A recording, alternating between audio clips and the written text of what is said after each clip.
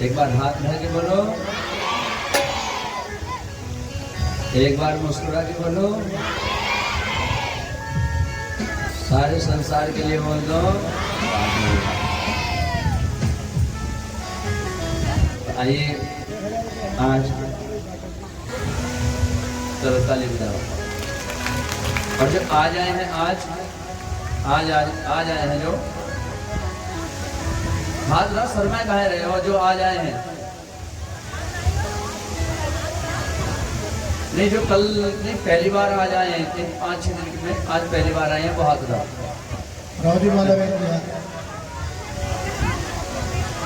एक और ना 2 उठा बड़ा ये हाथ उठा रहे सिर्फ बुझा नहीं यार, हाथ उठा रहे सिर्फ देखो 3 4 5 दिन ये कथा सुनने वाला है, कड़े चावल खाने वाले। चलो अच्छी बात है, सबका बहुत बहुत स्वागत है, प्रेम से बोलो राधे राधे। तो कल कथा कहाँ पर प्रारंभ हुई थी भैया? हैं? हाँ, गिरिराज जी का पूजन। सभी ब्रजवासियों ने गिरिराज जी का पूजन किया बड़े धूमधाम से। लगातार 3 दिन गिरिराज जी को भोजन करते, भोग लगाते लगाते खाते खाते हो गए। अब खाए जा रहे अब मधुमंगल ने कहा, अरे कन्हैया, अरे लाला ने सुनिए जरा। बोले क्या? बोले भैया तेरो गिरिराज कितने दिन का भूखा है, जो खाया जा हमारे लिए कछ छोड़ेगा, बचावेगा कि नहीं बचावेगा? भगवान बोले भैया चिंता ना करो, तुम्हें भी मिलेंगे। अब क्या है, भगवान बड़े प्रेम से भोग पा रहे हैं।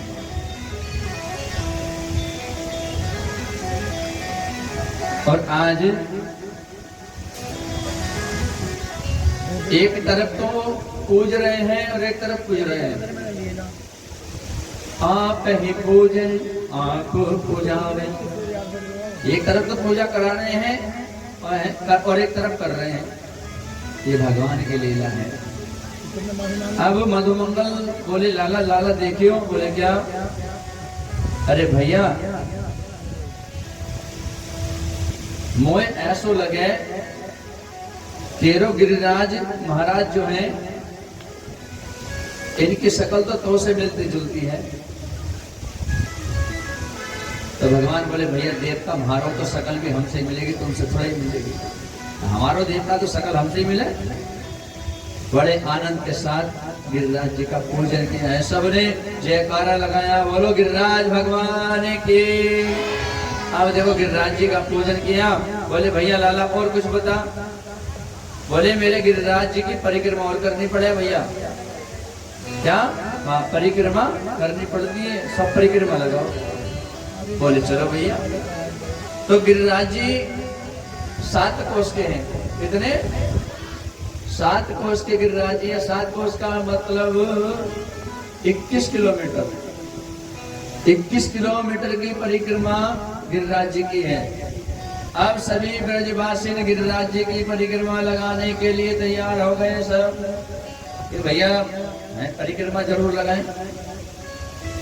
तो आज गिरिराज जी की परिक्रमा नाचते हुए गाते हुए लगा रहे हैं सब ब्रजवासी। धूम धूम के नाच के गिरिराज जी की परिक्रमा गा रहे हैं। श्री गोवर्धन महाराज ओ महाराज तेरे माथे मुकुट विराज रयो, हो तेरे माथे मुकुट विराज रयो, तेरे माथे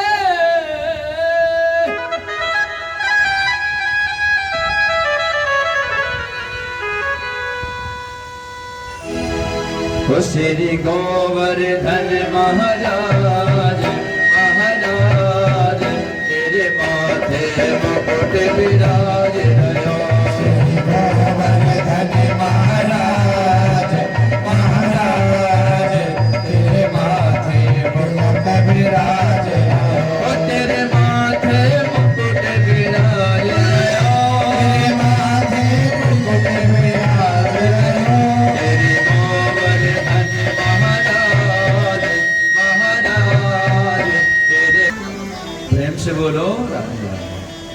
अब देखिए गिरिराज जी की परिक्रमा की, गिरिराज जी का पूजन किया और इतनी जोर से जयकारा लगाया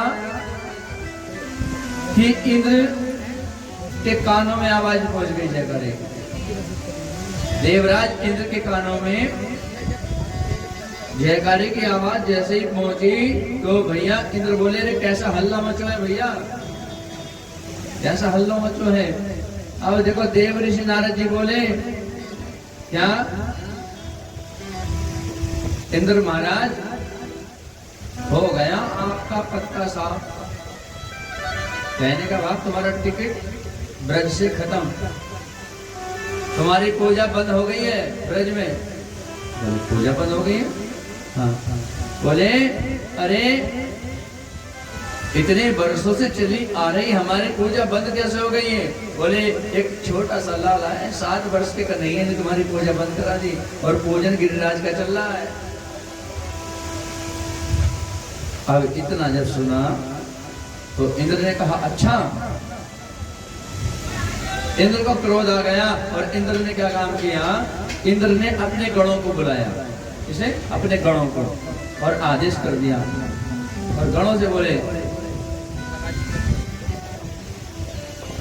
गणं सांवर्धकं नाम मेघानां चान्तिकारिणाम् इंद्रः प्राचोदयते क्रुद्धो वाक्यं चाहे श्रीमान्युतः।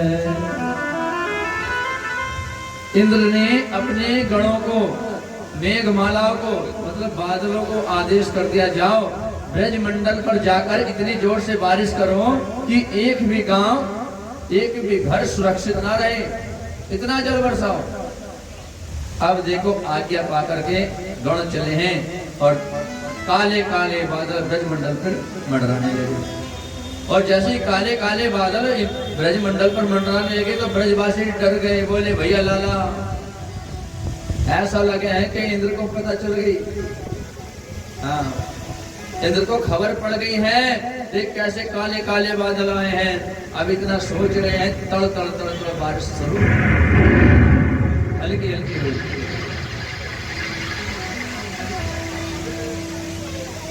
धीरे धीरे बारिश शुरू हो गई। अब ब्रजवासी बोले, भैया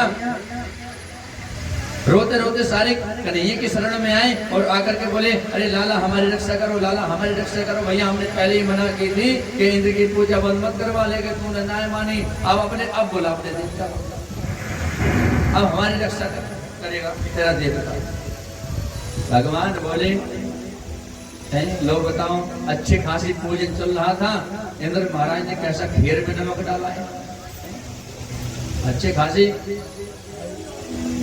पूजा पाठ चल रही थी। चलो भगवान बोले, एक काम करो भैया, आप चिंता मत करो, सब लोग आंख बंद करके गिरिराज जी महाराज जी का ध्यान करो। और सभी ने गिरिराज जी का ध्यान किया। गिरिराज धरण में तोरी शरण, हे गिरिराज हम तुम्हारे शरण में आए हैं, हमारी रक्षा करो, हमारी रक्षा करो, हमारी रक्षा करो। ब्रजवासियों ने नेत्र बंद कर गिरिराज जी का जैसे ही ध्यान किया तो मेरे गोविंद ने बाएं हाथ पर गिरिराज को उठा लिया और बाएं हाथ की छंगुलिया अंगुली, सबसे छोटी अंगुली की नख पे गिरिराज को धारण किया है। बोलिए गिरिराजधारी भगवान की, गिरिराजधारी भगवान की। सबसे छंगुलिया अंगुली के नाखून पे कितना बड़ा पहाड़, 7 कोस लंबा चौड़ा, इतने बड़े पहाड़ को, और 7 कोस का गिरिराज, 7 वर्ष के मेरे कन्हैया, इतना बड़ा पहाड़ अपनी अंगुलियां पे उठाया। लेकिन ब्रजवासियों के मन की भावना देखो, जब कन्हैया ने अंगुली के नख पर गिरिराज जी को उठाया तो भगवान बोले, आओ ब्रजवासियों गिरिराज जी के नीचे आ जाओ सब। मूसलाधार बारिश शुरू हो गई और ऐसी बारिश हुई महाराज, नंद बाबा ने 90 वर्ष की अपनी आयु में इतनी तकड़ी कभी बारिश नहीं की जितना जल अब बरसा। तो भगवान ने गिरिराज जी को धारण किया, सारे ब्रजवासी आकर के खड़े हो गए, गई बछड़े सब आ गए। उधर शेष नाग जी ने क्या काम किया है, अदृश्य रूप से आकर के बांध बना दिया, दिखाई नहीं देता क्योंकि बाहर का जल अंदर नहीं पहुंच पाए। भगवान का सुदर्शन जल सुखा रहा है जो गिरिराज जी के ऊपर गिर रहा है, और कुछ जल जो शेष बच रहा है उसे अगस्त मुनि पान कर रहे हैं। जोर से बोलो। अगस्त मुनि ने जल का पान क्यों किया है, इसका भी कारण है, थोड़ा समय लंबा हो जाएगा। जोर से बोलो। तो अगस्त मुनि ने जल का पान किया। अब देखो बारिश होने लगी। 3 दिन हो गए भगवान को गिरिराज धारण किए, पानी बंद नहीं होता, मूसलाधार बारिश लगातार हो रही है। इतना जल वर्षा है, इतना जल वर्षा है, ये नहीं पता चला कि यमुना जी कहाँ है और ब्रजमंडल कहाँ है, सब एक हो गया, सब एक हो गया। अब देखो ब्रजवासियों ने क्या काम किया, अपने अपने मोटे मोटे छड़े डंडे लगा लिए। हाँ भैया लाला की रक्षा का साथ दो। अब ऐसे मोटे मोटे डंडे गिरिराज जी के लगा के खड़े हो गए और बोले, लाला भैया देख देख, तू 3 दिन से तने कुछ खायो ना पियो, तने सोयो है, खड़ो खड़ो तू थक गए होगो, एक काम कर तू कुछ आराम कर ले, हम रोक लेंगे, हम रोक लेंगे, तू आराम कर ले। भगवान बोले, भैया तुमसे ना रुके देखे, अगर मैंने आराम किया, मैंने विश्राम किया तो गिरिराज नीचे आ जाएगा। ब्रजवासी बोले, तू चिंता मत करे भैया, हमने लाठियां इतने मोटे मोटे डंडे लगा रखे हैं यहाँ, तो चिंता मत कर। भगवान बोले, भैया आप लोग नहीं जानते, तुम्हारी छड़ी में ये शक्ति ना है कि इतने बड़े पहाड़ को रोक सको। तो ब्रजवासी कितने बोले हैं, बोले अच्छो है?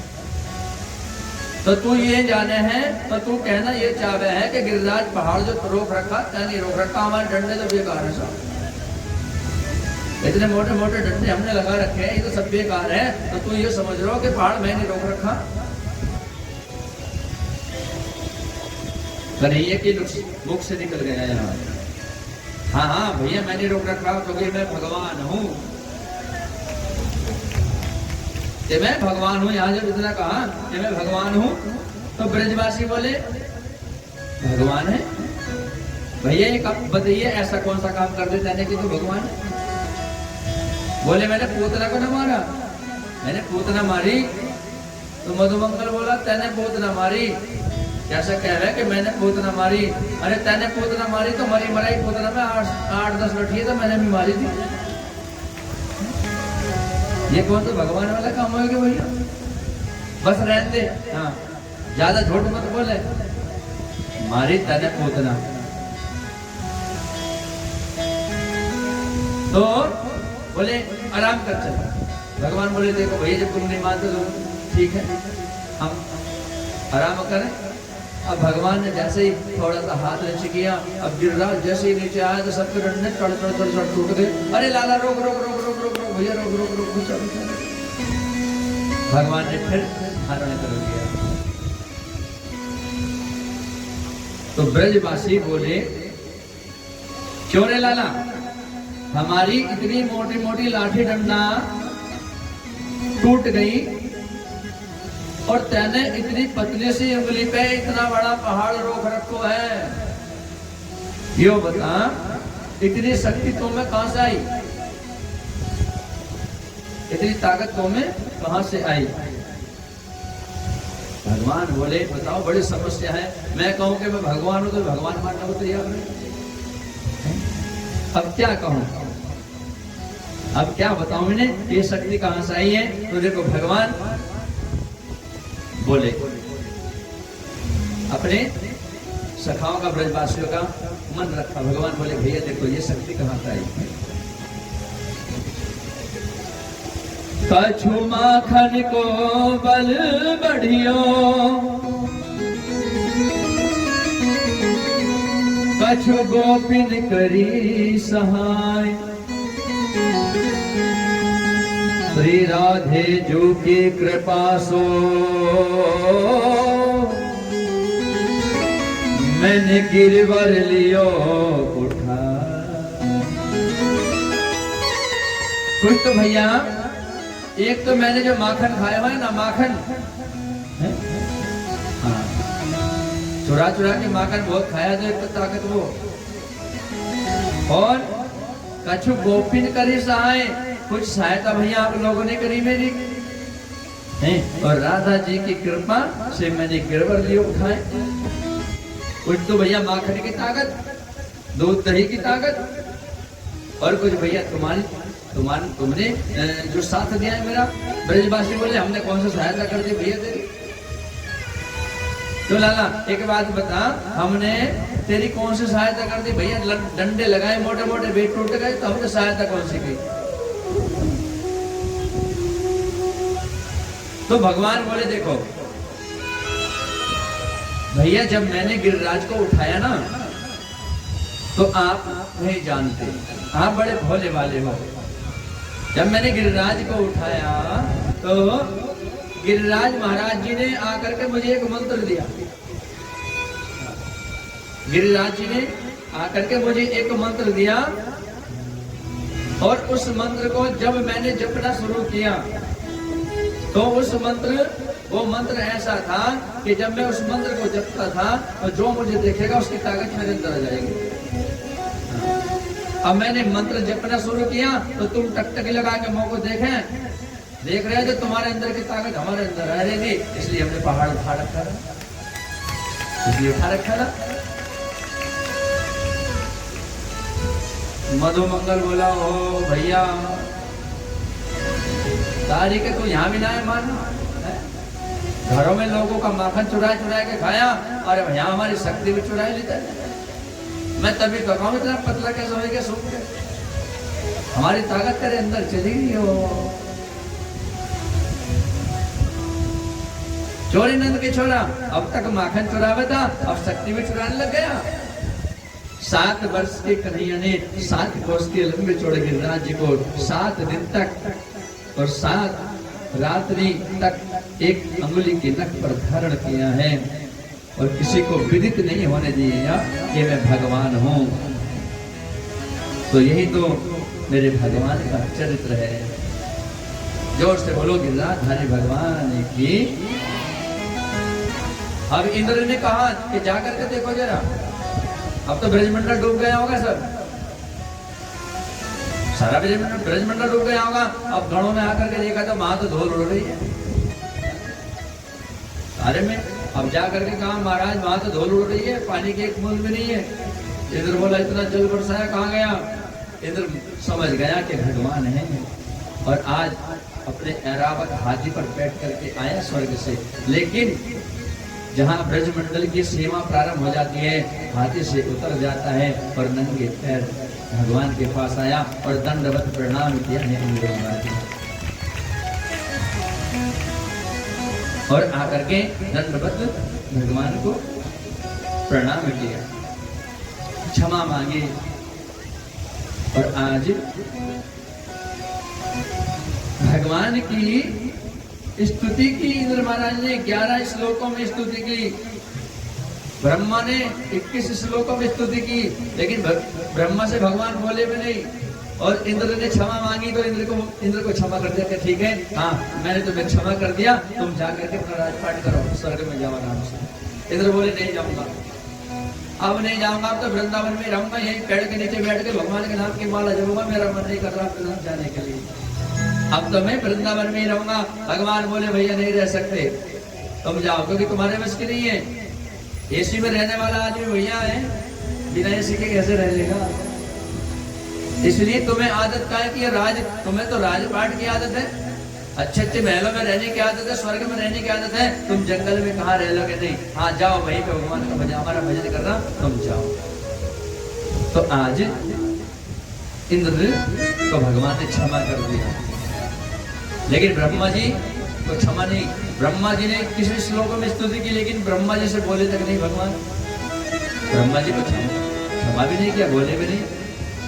परीक्षित बोले गुरुदेव एक बात बताओ, गलती इंद्र ने भी की, गलती ब्रह्मा ने भी की, लेकिन ब्रह्मा से भगवान क्यों नहीं बोले और इंद्र को क्यों माफ कर दिया? जबकि इंद्र ने तो ब्रजवासियों को मारने का विचार बनाया। तो देखो यहाँ पर सुखदेव जी महाराज बोले, महाराज परीक्षित सुनिए, भगवान ने ब्रह्मा जी को इसलिए क्षमा नहीं किया, इसलिए ब्रह्मा जी से बोले नहीं। क्यों? क्योंकि ब्रह्मा जी ने क्या गलती की थी? ब्रह्मा जी ने भगवान के जो ग्वाल वाल हैं, गैये बछड़े हैं, सबको चुरा करके ले गए थे ब्रह्मलोक में और भगवान से 1 वर्ष तक दूर रखा। तो भगवान कहना चाहते हैं, संकेत कर रहे हैं, देखो कोई मुझे कष्ट दे मैं सहन कर लूंगा, अगर कोई मेरे भक्त को मुझसे दूर करने की कोशिश करेगा तो मैं उससे बात भी नहीं करूंगा, बात भी नहीं करूंगा, उसे कभी क्षमा नहीं करूंगा। तो भगवान कहते हैं भक्त मेरा हृदय है। तो भगवान के भक्तों को जो कष्ट देता है ना, तो भगवान उससे बात तक नहीं करते, भगवान उसे कभी क्षमा नहीं करते। अच्छा, तो कष्ट तो इंद्र ने भी दिया, भले इंद्र ने गलती की, लेकिन इंद्र की गलती में ब्रह्मा की गलती में अंतर इतना था क्या? ब्रह्मा ने क्या किया है? ब्रह्मा ने 1 वर्ष तक ग्वाल वाल गैये बछड़ों को हमसे दूर किया और इंद्र ने गलती की, लेकिन 7 दिन तक सबको मेरे पास कर दिया। सारे गैये बछड़े ग्वाल वाल 7 दिन तक मेरे पास खड़े रहे। इंद्र ने मिलाने की गलती की और ब्रह्मा ने दूर करने की। इसलिए जो मेरे भक्तों को मुझसे मिलाता है मैं उसे क्षमा कर देता हूँ। जोर से बोलो राधे राधे। तो भगवान तो इतने दयालु हैं। जोर से बोलो। भगवान ने गिरिराज जी को अपने स्थान पर स्थापित किया है और सभी ब्रजवासियों ने गिरिराज जी का पूजन किया है। और भगवान सुखदेव जी कहते हैं, राजा ऐसो को उदार जग माही, बिन सेवा जो द्रवहि, दीन पर राम सरस को नाही। अरे इतना भी दयालु कोई होगा? गलती करने पर भी जो क्षमा कर दें, ये और कोई नहीं, भगवान ही है। जो एक बार गलती को माफ करे उसे न्यायाधीश कहते हैं। जो एक बार गलती माफ करे उसे न्यायाधीश कहते हैं, और जो हम जैसों की गलती को बार बार माफ करे उसे द्वारिकाधीश कहते हैं। भगवान तो बस प्रेम के भूखे हैं। भाव का भूखा हूं मैं,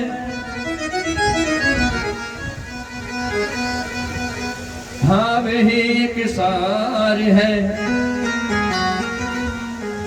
भाव से मुझको भजे तो भव से बेड़ा पार है।